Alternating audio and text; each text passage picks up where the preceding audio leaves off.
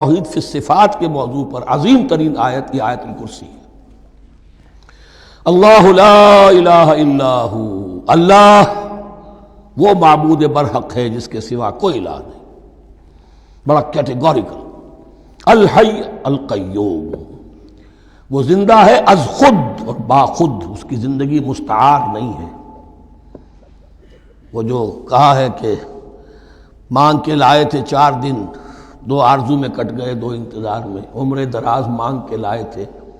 اللہ کی زندگی ہے اس کی از خود زندگی، کسی کی دی ہوئی نہیں، اور اس زندگی میں کوئی ضعف نہیں، کوئی کمزوری نہیں، کوئی احتیاج نہیں۔ آگے آ جائے گا، نہ اسے نیند آتی ہے نہ اونگ آتی ہے۔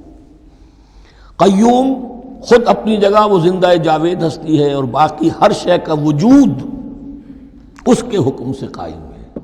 کوئی شے قائم نہیں ہے بغیر اس کے اذن کے۔ تو گویا کہ احد اور الصمد، اللہ اپنی جگہ احد، لیکن باقی پوری کائنات کے لیے صمد ہے، جو سورہ اخلاص میں 2 الفاظ آئے ہیں، قل هو اللہ احد اللہ الصمد۔ اللہ حی ہے اور قیوم ہے۔ لا تاخذہ سنۃ ولا نوم، اس پر غالب نہیں ہو سکتی نہ نیند نہ اونگ۔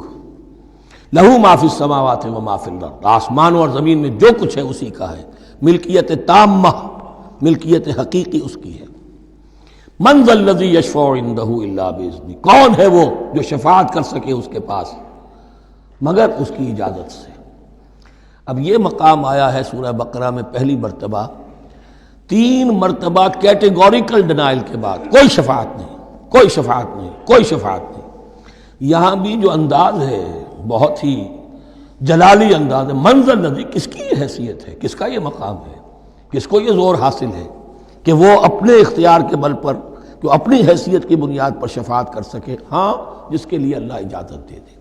استثناء کے ساتھ شفاعت کا یہاں پر پہلی مرتبہ آیا، ورنہ سورہ بقرہ کے 6 رکوع کی دوسری آیت، وَاتَّقُوا يَوْمًا لَا تَجْزِي نَفْسٌ عَن نَفْسٍ شَيْئًا وَلَا يُقْبَلُ مِنْهَا شَفَاعَةٌ وَلَا يُؤْخَذُ مِنْهَا عَدْلٌ وَلَا هُمْ يُنصَرُونَ۔ 15ویں رکوع کی دوسری آیت، وَاتَّقُوا يَوْمًا لَا تَجْزِي نَفْسٌ عَن نَفْسٍ شَيْئًا وَلَا يُقْبَلُ مِنْهَا عَدْلٌ وَلَا تَنفَعُهَا شَفَاعَةٌ وَلَا هُمْ يُنصَرُونَ۔ اور اب اس سے پہلے کی آیت میں آ چکا ہے وَلَا شَفَاعَةٌ، کوئی شفاعت مفید نہیں ہوگی۔ لیکن یہ کہ اس میں ایک استثناء ہے۔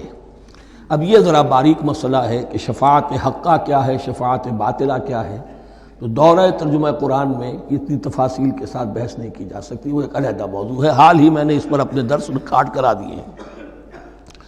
یعلم ما بین ایدیہم وما خلفہم، وہ جانتا ہے جو کچھ ان کے سامنے اور جو اس کو پیچھے ہے۔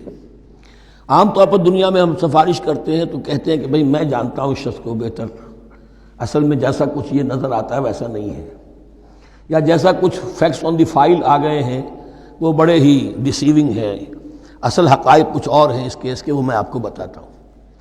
یہ بات اللہ کے سامنے کون کہہ سکتا ہے، جبکہ اللہ تو جانتا ہے جو کچھ ان کے سامنے اور جو کچھ ان کے پیچھے ہے، اور ان کا حال یہ وَلَا يُحِيطُونَ بِشَيْءٍ مِّنْ عِلْمِهِ إِلَّا بِمَا شَاءَ، اور وہ احاطہ کر ہی نہیں سکتے اللہ کے علم سے کسی شے کا سوائے اس کے جو اللہ چاہے۔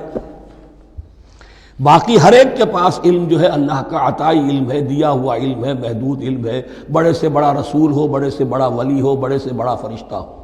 لا علم لنا الا ما علمتنا، ہم پڑھائیں 4 رکوع میں، تو کون کہہ سکتا ہے؟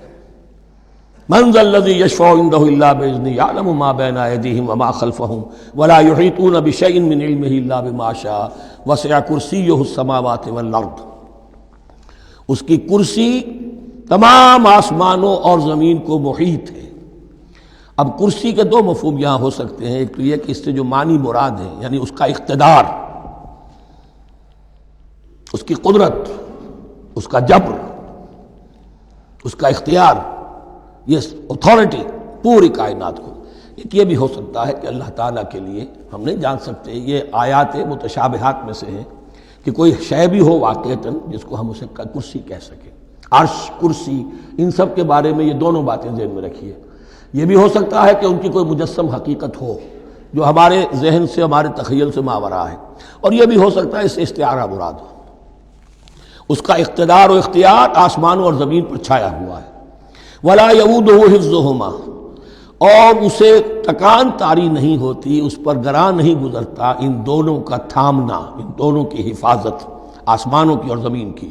وَهُوَ الْعَلِيُّ الْعَظِيمُ، اور وہ العلی ہے، بلند و بالا، اور عظیم ہے، بڑی عظمت والا۔ یہ آیت الکرسی سیدۃ آیات القرآن، تمام آیات قرآنی کی سردار، اور توحید الہی کا ایک بہت بڑا خزانہ۔ لا اکراہ فی الدین۔